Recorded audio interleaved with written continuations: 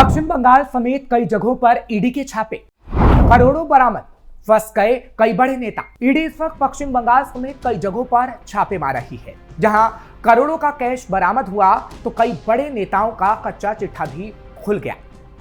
जहां ममता के बड़े नेताओं पर गाज गिर रही है तो वहीं कांग्रेस के कई नेता भी फंसते नजर आ रहे हैं।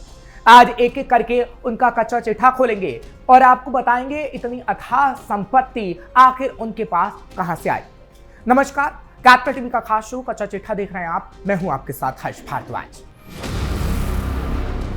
पश्चिम बंगाल में प्रवर्तन निदेशालय यानी ईडी ने एक बड़ा अभियान चलाते हुए कई राज्य के जिलों में एक साथ छापेमारी की है। ये कार्रवाई कल सुबह से ही शुरू हो गई थी, जो देर शाम तक जारी रही और सबसे बड़ी कार्रवाई पश्चिम बंगाल में हुई है। ईडी के वरिष्ठ अधिकारी के मुताबिक एजेंसी के दलों ने कोलकाता के बेंटिक स्ट्रीट, झाड़ग्राम जिले में 2 जगह और पश्चिम बर्धमान जिले के आसनसोल में एक व्यवसायी के आवास और दफ्तरों पर छापेमार कार्रवाई की। इसके अलावा बेहाला, सॉल्ट लेक, सेक्टर 5, जीजेंट पार्क, बिधाननगर, कल्याणी और पश्चिम मिदनापुर में कार्रवाई की गई है और कहा जा रहा है कि टीएमसी नेताओं के घर भी कुछ छापे पड़े हैं। छापेमारी के दौरान केंद्रीय अर्धसैनिक बलों की तैनाती की गई थी ताकि किसी भी अप्रिय स्थिति से निपटा जा सके। सूत्रों के मुताबिक आसनसोल के मुरुगाशोल इलाके में एक रेत व्यापारी के घर से कुछ नकदी बरामद की गई है, जो करोड़ों में है। ईडी अधिकारियों ने बताया कि व्यापारी और उससे जुड़े कारोबारी नेटवर्क पर आरोप है कि उन्होंने कई जिलों में अवैध रेत खदानें चलाई और करोड़ों रुपए के वित्तीय लेन देन किए हैं। एजेंसी वित्तीय दस्तावेजों, व्यापारिक रिकॉर्ड और संपत्तियों की गहन जांच कर रही है।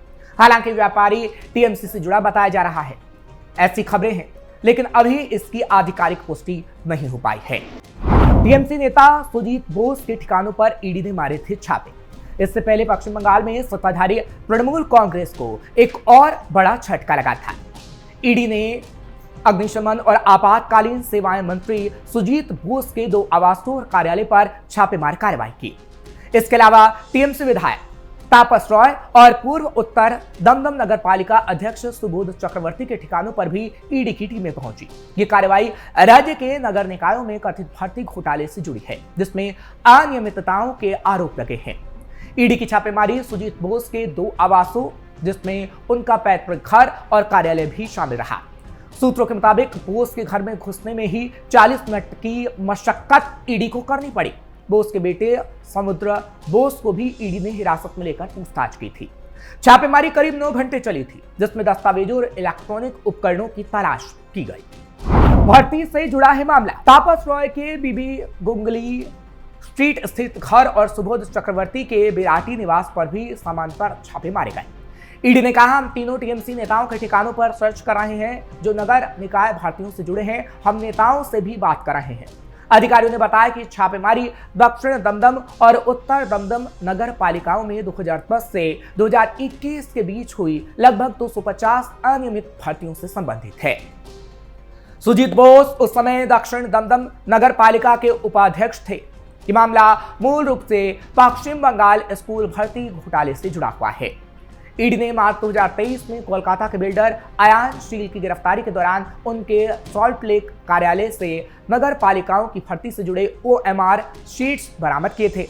कलकत्ता हाईकोर्ट ने अप्रैल 2023 में सीबीआई को नगर निकाय भर्तियों की जांच सौंपी, जिसके बाद ईडी भी सक्रिय हो गई। ईडी का दावा है कि बॉस रॉय और चक्रवर्ती के नाम अयान शील की डायरी में मिले हैं, जो भर्ती परीक्षाओं का आयोजन करने वाली IT कंपनी के मालिक थे। हालांकि ये छापेमारी पिछले दिनों हुई थी, लेकिन एक बार फिर बड़ी छापेमारी टीएमसी नेता के आवास पर ईडी कर सकती है। कांग्रेस नेताओं के घर पर भी छापेमारी। हालांकि इससे पहले सिर्फ टीएमसी नहीं, कांग्रेस नेताओं के घर भी छापेमार कार्रवाई की गई थी। ईडी ने ऑनलाइन सट्टेबाजी से जुड़े रैकेट की चल रही जांच के मामले में छापेमारी कर कर्नाटक कांग्रेस के विधायक के 2 लॉकरों से 40 किलोग्राम सोना जब्त किया था। इसकी कीमत 50 करोड़ रुपए से ज्यादा आंकी गई थी। ईडी अधिकारियों के मुताबिक तलाशी अभियान बेंगलुरु क्षेत्रीय कार्यालय द्वारा PMLA 2002 के तहत किया गया। इस बरामदगी के साथ इन मामलों में कुछ जब्त राशि 150 करोड़ रुपए भी आंकी गई, जिसमें पहले से जब्त लगभग 21 किलोग्राम सोने की छड़ें, नकदी, आभूषण, लग्जरी वाहन और फ्रीज किए गए। बैंक खाते भी शामिल हैं। दरअसल चित्रदुर्ग विधानसभा क्षेत्र से विधायक केसी वीरेंद्र को इस साल के अगस्त में गिरफ्तार कर लिया गया था और तब से वो न्यायिक हिरासत में है। ईडी को जांच में किंग 567 और राजा 567 जैसे कई ऑनलाइन प्लेटफॉर्मों के माध्यम से संचालित 2000 करोड़ रुपए के सट्टेबाजी नेटवर्क का पता चला था। अपने बयान में ईडी ने कहा कि वीरेंद्र ने अपने दोस्तों और परिवारों के सदस्यों के साथ मिलकर कई अवैध सट्टेबाजी वेबसाइट चलाए और मासूम लोगों को ठगा। इन प्लेटफॉर्मों से इकट्ठा धनराशि को फोन, पैसा समेत कई गेटवे से भेजा गया और पूरे उत्तर भारत में बिचौलियों से मिले हजारों मूल खातों के जरिए स्थानांतरित किया गया। जांच में यह भी पता चला कि सट्टेबाजी से मिली आय का इस्तेमाल विदेशों में लग्जरी यात्रा, वीजा और आतिथ्य सेवाओं के वित्तपोषण के लिए किया गया। एजेंसी ने कहा कि marketing, search engine optimisation, bulk SMS campaign और प्लेटफॉर्म होस्टिंग के लिए भुगतान भी सट्टेबाजी नेटवर्क के जुड़े खातों के माध्यम से की गई। ईडी ने कहा, साक्ष्य बताते हैं कि अवैध ऑनलाइन गतिविधियों से प्राप्त धन को उनके स्रोतों को छिपाने के लिए कई मध्यस्थ खातों के माध्यम से स्थानांतरित किया गया।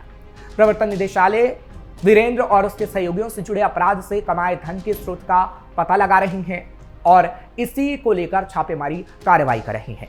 हालांकि इस मामले में अगर कोर्ट की बात करें तो कर्नाटक हाई कोर्ट ने भी बुधवार को एक बड़ा फैसला सुनाया है। कोर्ट ने चित्रदुर्ग के कांग्रेस विधायक केसी वीरेंद्र पप्पी की गिरफ्तारी को चुनौती देने वाली याचिका खारिज कर दी है।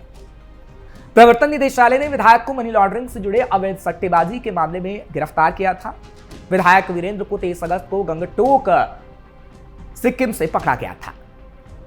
उनकी पत्नी RD चेन्ना ने उनकी गिरफ्तारी को गलत मनमाना और किसी और वजह से प्रेरित बताया था। मामला कोर्ट में गया, लेकिन जस्टिस MI अरुण ने उनकी याचिका को ठुकरा दिया है। कोर्ट ने माना कि कुछ FIRs बंद हो गई थी, लेकिन विधायक के पति की गिरफ्तारी को उन्होंने सही ठहराया। इसका मुख्य कारण यह था कि एक FIR अभी भी सक्रिय थी, भले ही उसके लिए क्लोजर रिपोर्ट फाइल कर दी गई हो। साथ ही prevention of money laundering act की धारा 2(1)(u) में हुई बदलाव ने अपराध की आय यानी प्रोसीड्स ऑफ क्राइम के दायरे को बढ़ा दिया था। कोर्ट ने अपने फैसले में साफ तौर पर बताया कि ईडी को विधायक के खिलाफ कार्रवाई करने के पुख्ता कारण मिले थे। जैसा कि हमने आपको बताया, ईडी ने विधायक वीरेंद्र को अवैध सट्टेबाजी के एक बड़े रैकेट से जुड़े मनी लॉन्ड्रिंग के आरोप में गिरफ्तार किया था। ये मामला काफी समय से चर्चा में था। कोर्ट का यह फैसला ईडी की जांच को बड़ी राहत देता है। विधायक की पत्नी ने गिरफ्तारी को गैरकानूनी बताते हुए कोर्ट का दरवाजा खटखटाया था। उन्होंने कहा था कि गिरफ्तारी किसी और वजह से की गई, लेकिन कोर्ट ने सभी दलीलों को सुनने के बाद यह फैसला सुनाया। कोर्ट ने कहा कि भले ही कुछ मामलों में FIR बंद हो गई हो, लेकिन विधायक की गिरफ्तारी के पीछे ईडी के पास ठोस सबूत हैं और वो छापेमार कार्रवाई कर सकती है।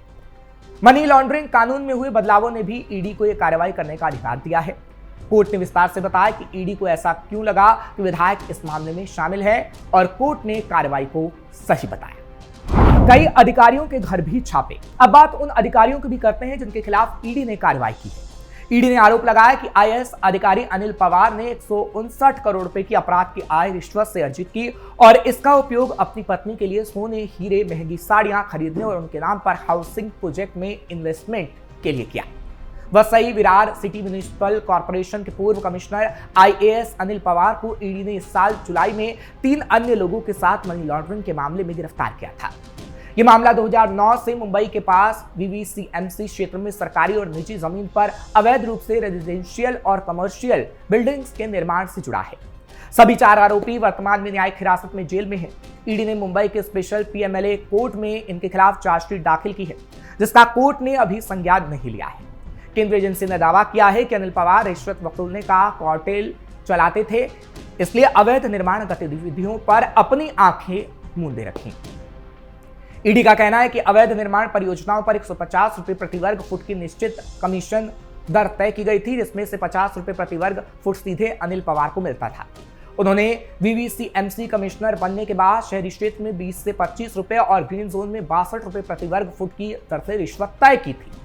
एजेंसी ने खुलासा किया कि इस तरह अनिल पवार ने 159 करोड़ रुपए की अपराध की आय अर्जित की। इस राशि को लॉन्डर करने के लिए उन्होंने अपने परिवार, रिश्तेदारों और बेनामीदारों के नाम पर कई संस्थाएं बनाई।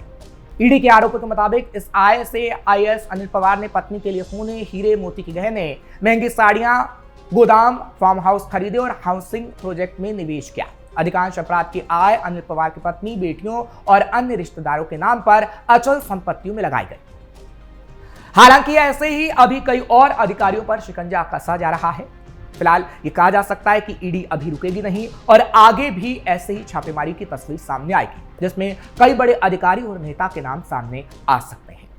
आपको ये खबर कैसी लगी कमेंट सेक्शन में जरूर बताएं। खबर को लाइक शेयर करें, कैपिटल टीवी को सब्सक्राइब करना मत भूलिएगा।